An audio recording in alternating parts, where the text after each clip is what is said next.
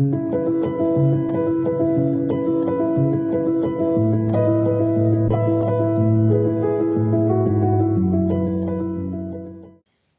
dia, boa tarde, boa noite. Estamos aqui hoje para mais um episódio do A Palavra é Tua podcast. Neste episódio, nós vamos iniciar a série de qualidade e segurança do paciente pelas metas internacionais. Após a publicação do Programa Nacional de Segurança do Paciente em 2013, o Ministério da Saúde, em consonância com a Anvisa, aderiu a 6 metas internacionais de segurança do paciente. E hoje nós falaremos da meta 1, a identificação correta do paciente. A identificação do paciente é o primeiro passo para uma assistência segura no ambiente hospitalar. E ela tem início no momento que o paciente chega até a instituição. Não é o momento que ele chega na área assistencial, é o momento que ele chega na instituição. E é tão importante porque uma falha nesse momento da chegada do paciente na instituição pode desencadear uma sequência de erros e que podem comprometer a avaliação do paciente e também trazer desfechos desfavoráveis. Algumas situações podem potencializar o risco na identificação do paciente, como o estado de consciência do paciente, mudanças de leito, mudanças de setor, de profissional dentro da própria instituição e outras circunstâncias ambientais. Para falar conosco sobre esse tema tão importante e desafiador da nossa prática assistencial, tenho a satisfação de apresentar a enfermeira Cristiane Barreto. Cristiane é gestora em segurança do paciente no Hospital Federal dos Servidores do Estado do Rio de Janeiro. É especialista em qualidade em saúde e segurança do paciente pela Escola Nacional de Saúde Pública da Fiocruz, no Rio de Janeiro. Cristiane tem uma filha, Lohane, de 23 anos, adora a praia, né? Lógico, mora no Rio de Janeiro e também adora brincar com seus filhos pet, a Bela Cristina e o Theo Luiz. Cristiane, um prazer tê-la conosco. Muito obrigada por aceitar o convite e dividir conosco a sua experiência com relação às metas internacionais e especialmente a meta 1, identificação correta do paciente. Para poder começar a nossa conversa, eu gostaria que você falasse um pouco da sua trajetória e também da importância da segurança do paciente no teu ponto de vista em uma instituição de saúde. A palavra é tua, Cristiane. Letícia, um prazer estar com você, obrigado pelo convite para falar de um assunto tão importante para a nossa sociedade, que é a segurança do paciente, né? Como você bem disse, sou enfermeira, sou formada há 25 anos, estou gestora da segurança do paciente no Hospital Federal dos Servidores do Estado, um hospital que eu frequento desde os meus 3 anos de idade como paciente e há 17 anos como funcionária, né, estatutária de carreira. A segurança do paciente entrou na minha vida e me arrebatou, né? Depois de 25 anos de formada, a segurança do paciente, ela renovou o meu brilho no olhar para o cuidado, para um cuidado efetivo, seguro, né? Para um olhar para a gente que não haja não conformidade no cuidado ao paciente. Eu não gosto de falar erro, não gosto de falar falha. A cultura de segurança ela precisa ser instituída. E o que acontece? Nos hospitais ainda tem muito essa cultura punitiva.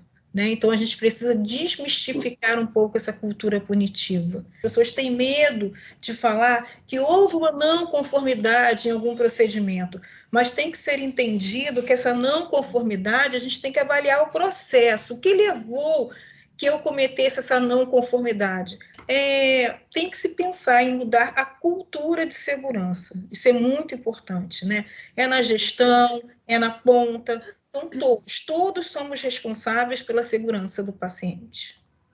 Excelente, Cristiane. Acho que foi uma ótima introdução e achei muito bacana que você já frequenta esse hospital desde os 3 anos de idade. Que bacana! E agora você, como profissional, né, fazendo a diferença também para a vida daquelas pessoas que estão nesse momento de fragilidade. Parabéns, muito bacana. E eu queria trazer um estudo, falando aí de não conformidades, né? Tem um estudo de Schumacher em 2008, e ele mostrou que 850 pacientes receberam transfusão de sangue de outro paciente em um ano, e desses 3% foram a óbito. E ele coloca que isso corresponde a um indivíduo receber uma transfusão de outra pessoa em cada 1.000 pacientes. 2/3 destes casos, eles foram relacionados à identificação incorreta da bolsa de sangue.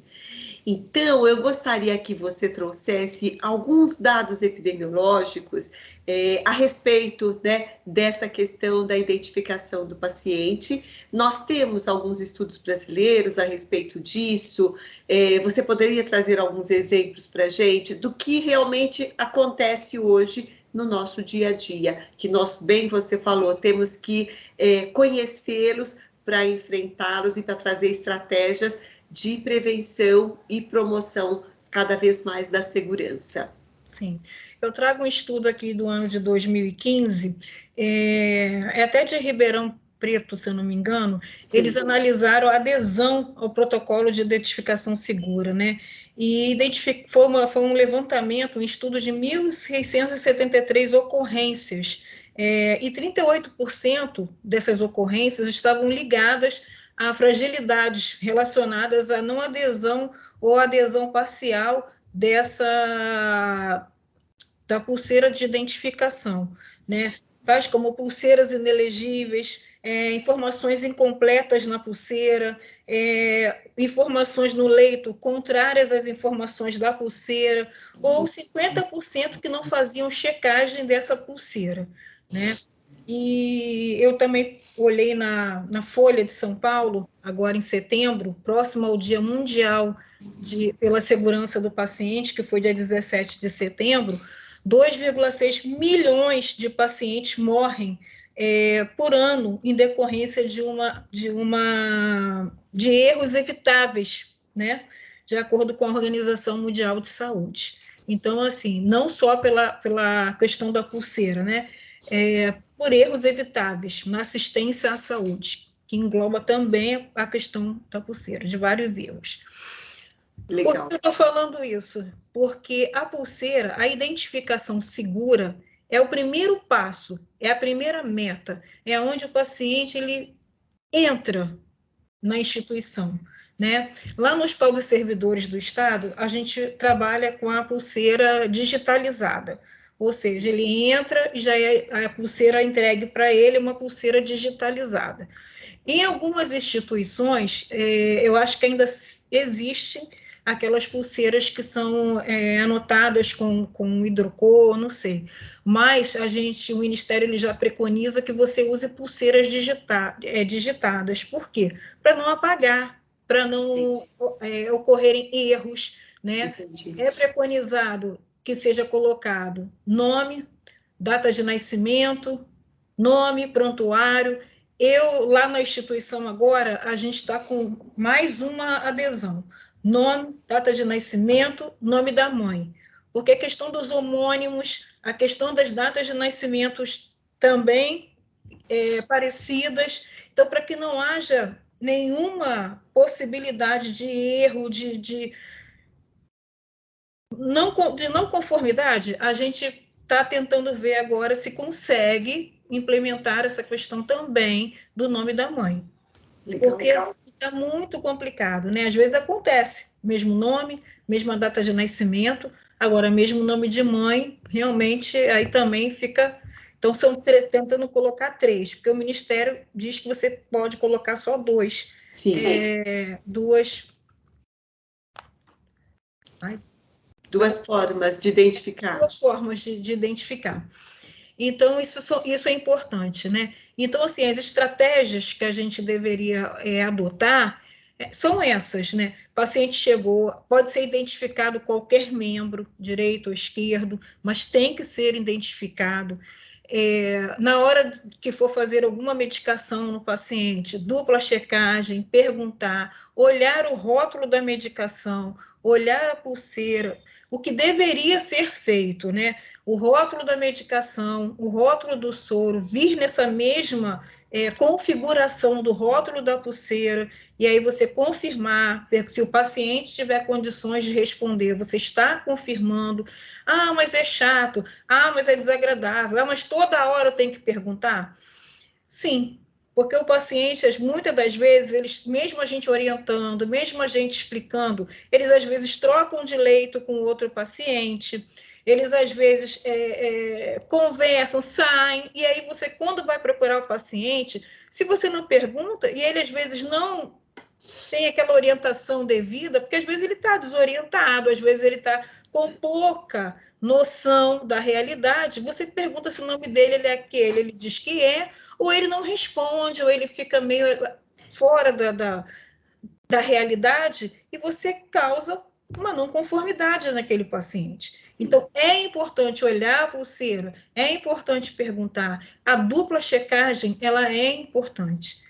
Mas se o paciente estiver politraumatizado, se o paciente estiver queimado, se o paciente for mutilado, a gente lá orienta a colocar placa no leito. A placa no leito com todas as identificações. Placa no leito, placa na cama, com todas as identificações. Nome de mãe, que agora a gente está tentando instituir, data de nascimento, porque aí não vai ter um membro para a gente estar colocando a pulseira.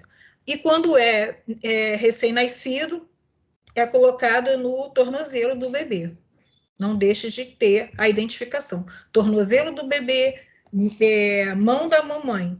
A gente tem muito problema na instituição com relação a pacientes que vão para o centro cirúrgico.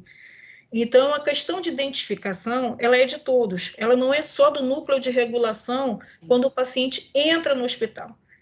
Ela é do núcleo de regulação a partir do momento que o paciente entrou, colocou a pulseira, pelo menos lá na nossa instituição é assim.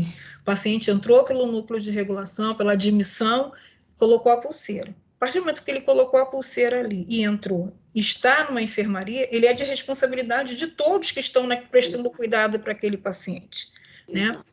E a gente tem muitos problemas quando o paciente, muitas das vezes, vai para o centro cirúrgico.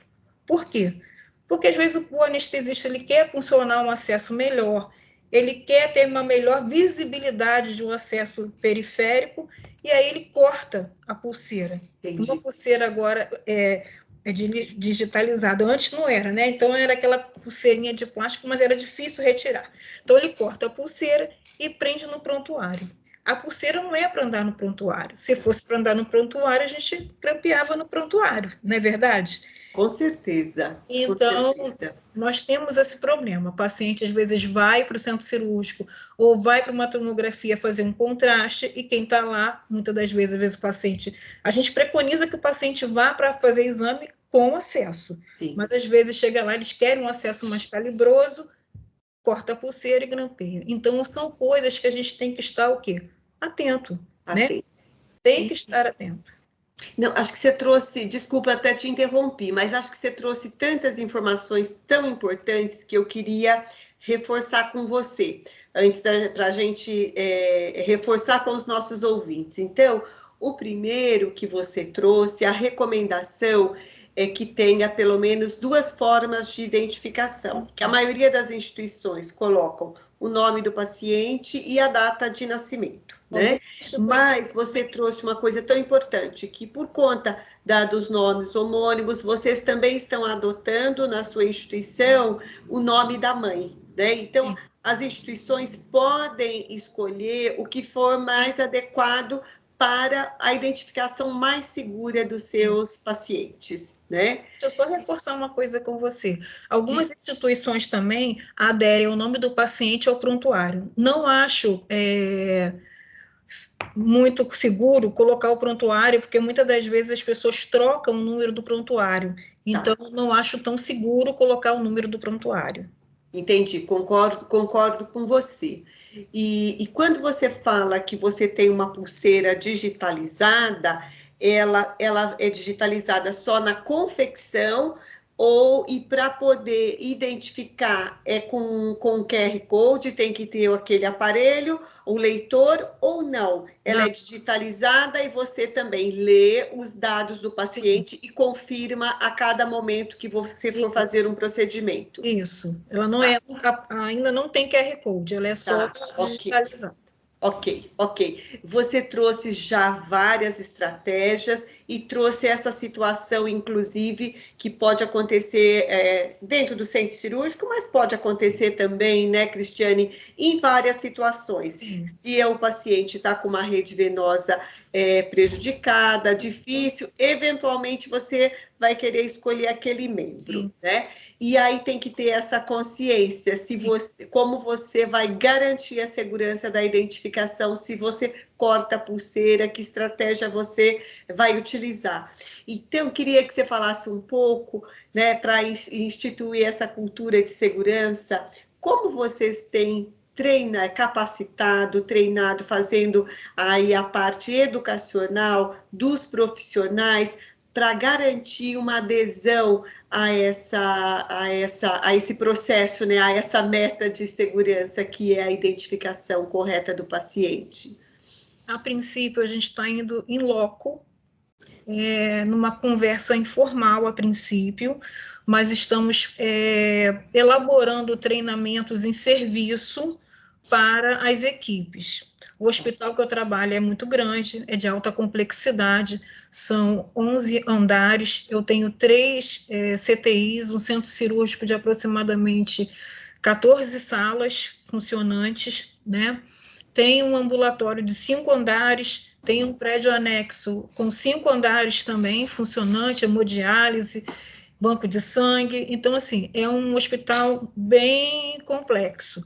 Então, nós estamos, junto com a educação continuada, junto com a educação permanente, elaborando alguns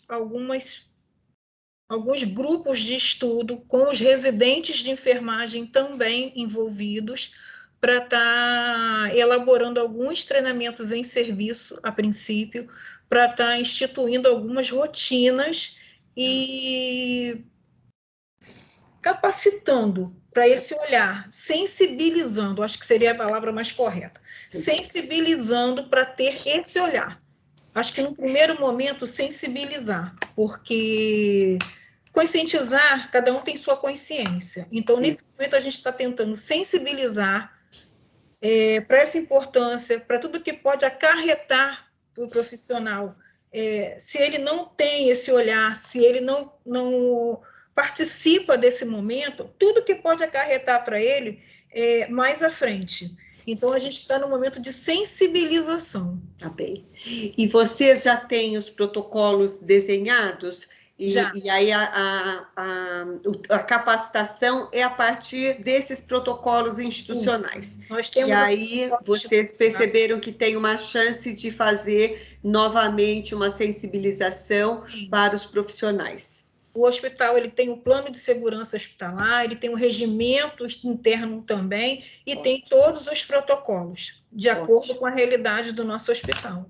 Excelente, excelente. Não, adorei, porque não adianta você pegar um protocolo lindo, maravilhoso de uma outra instituição, se ele não conversa com a sua realidade institucional. Então, é isso, os protocolos têm que ser adequados para a realidade e de acordo com as metas e os objetivos que vocês desenharem para essa instituição. Excelente, Cristiane. A gente segue os padrões da Anvisa, porém, adequando de acordo com a Anvisa, porém, com a nossa realidade. Exato, exato. E vocês estabeleceram também um indicador, um monitoramento dessa meta dentro da instituição? Sim, nós estamos agora começando a trabalhar com os indicadores. Eu tive uma oficina na terça-feira justamente para isso, para começarmos o desdobramento dos indicadores. E a gente sabe, né, Cristiane, que o volume das atividades da enfermagem, as intervenções, realizadas com o paciente é muito grande, mas a gente sabe que essa identificação é de suma importância, né, e que a equipe treinada e consciente da importância, né, da realização dessa verificação em todos os momentos, né.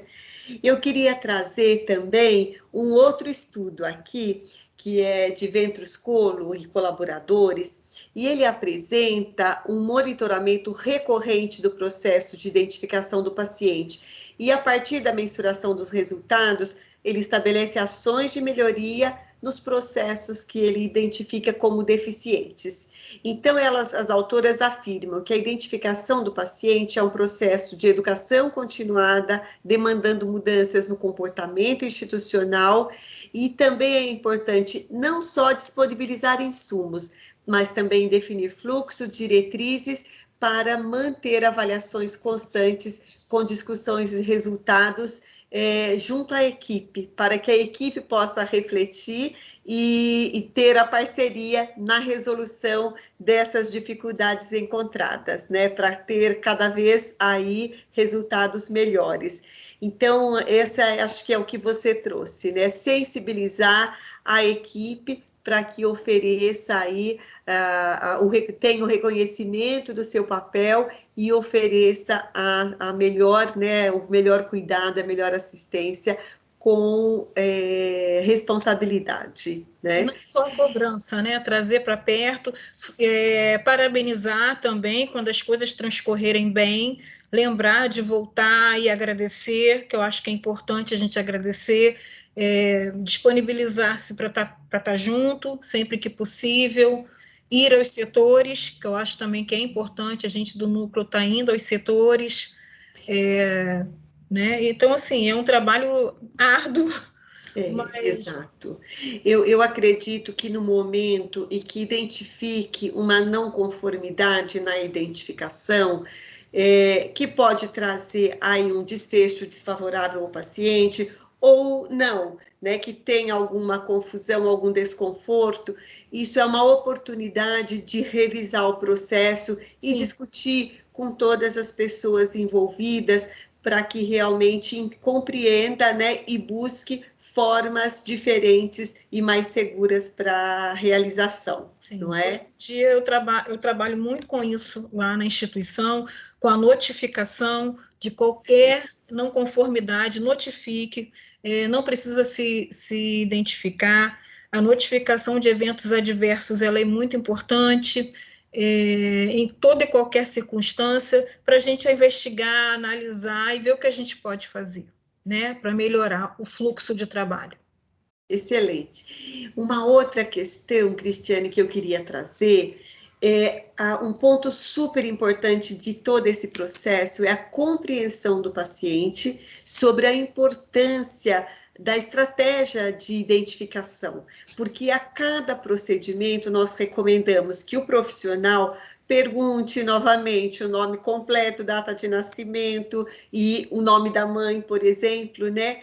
E alguns pacientes, eles precisam entender a importância disso para não ficar desconfortável, falar, de novo, você está me perguntando? Então, ele precisa entender de tal forma como isso é importante, e porque ele contribui, muitas vezes, para a prevenção, né, de uma não conformidade, né, e promover a mais segurança.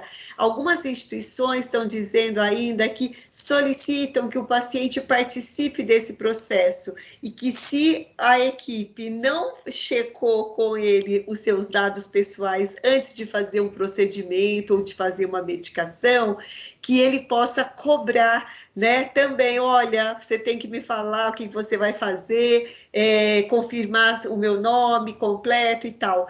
Como vocês têm trabalhado essa questão junto à equipe e especialmente junto ao paciente, para inserção dele dentro desse processo de segurança? Então, esse ano, a campanha mundial, né, pela segurança do paciente falou sobre isso, engajando os pacientes na segurança do paciente. Ou seja, é o paciente ser co-participante da sua, do seu processo de tratamento, né? Excelente. Ele ter consciência, ele ter noção de como é o tratamento dele, do porquê que ele está ali, de como está sendo o tratamento dele, em que fase que ele está no tratamento, porque não adianta ele só cobrar da enfermagem se ele não sabe o porquê que ele está cobrando, né? Então, vamos ouvir a voz do paciente, vamos ouvir, somos todos nós que temos que ouvir, não só a enfermagem, o médico, a nutricionista, todos aqueles que vão à beira-leito do paciente precisam ouvir a voz do paciente, Sim, né? sim. Não, excelente.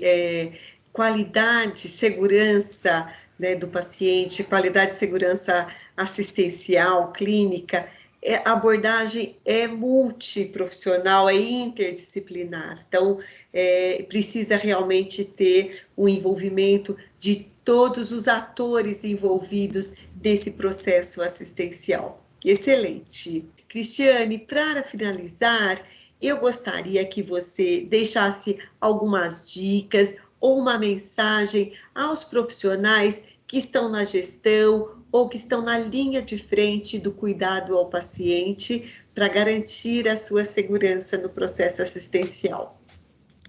Bom, eu quero deixar aqui uma frase que eu escrevi há um tempo atrás e que eu gosto muito.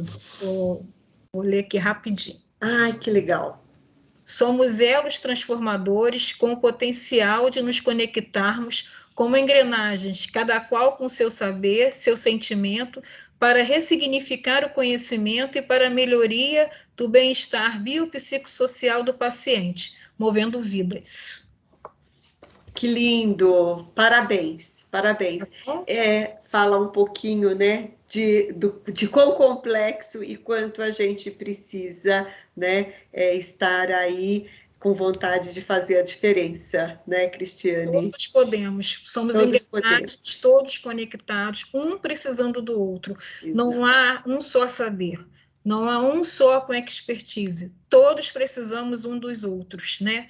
Para fazer saúde não se faz sozinho, né? A gente precisa um dos outros. Uma excelente reflexão. Cristiane, queria agradecer mais uma vez por você aceitar o convite. Muito obrigada por compartilhar conosco teu conhecimento, essas experiências importantes. Tenho certeza que deu vários insights e trouxe inspiração para os profissionais da saúde, para os nossos ouvintes. Então, muito obrigada. E quero desejar a todos uma ótima reflexão, desejar sucesso com relação à meta 1, a identificação correta dos pacientes e a promoção da segurança. Então, um grande abraço.